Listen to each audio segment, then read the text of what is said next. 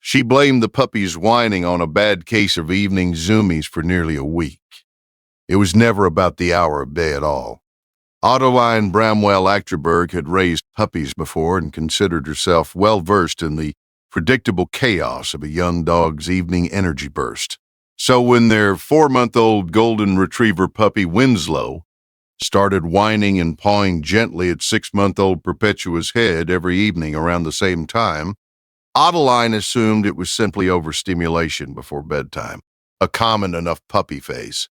She'd redirect Winslow toward a chew toy, and he'd settle for a while before returning to the same behavior minutes later. That detail would matter. She didn't clock it yet. By the third evening, Winslow's pawing had narrowed to one specific side of Perpetua's head, always her left ear, always accompanied by a soft, worried whine rather than his usual excited puppy energy. Her husband, Desmond, noticed it and said the thing that had been forming quietly in both their minds. He's not being hyper. He keeps going for the same ear every single time. Adeline, confident in her read on typical puppy behavior, brushed it off gently. Puppies fixated on things constantly, she reasoned. And this felt like nothing more than an odd new habit settling into place.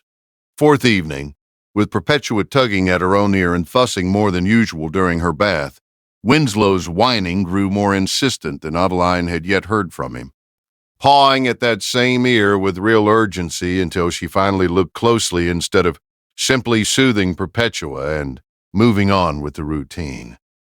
The skin around Perpetua's left ear looked slightly reddened, and she flinched when Adeline touched near it gently. Adeline called the pediatrician's after-hours line, more out of new parent caution than certainty that anything was truly wrong. Dr. Adez Whitcomb-Solis examined Perpetua the next morning and confirmed an ear infection that had likely been developing quietly for several days, with almost no outward symptoms beyond the mild fussiness and ear-tugging that were easy to attribute to teething or a fussy evening. Ear infections in babies this age can be surprisingly hard to catch early, Dr. Whitcomb-Solis said. The fact that you brought her in when the discomfort was still relatively mild made her treatment much more straightforward. Adeline sat with Perpetua in the pediatrician's waiting room for a long while afterward. Winslow's whining and pawing every single evening, always the same ear, not overstimulation, not a puppy phase. A 4-month-old dog with no training at all had zeroed in on a developing infection days before Adeline's own experienced parent instincts caught up.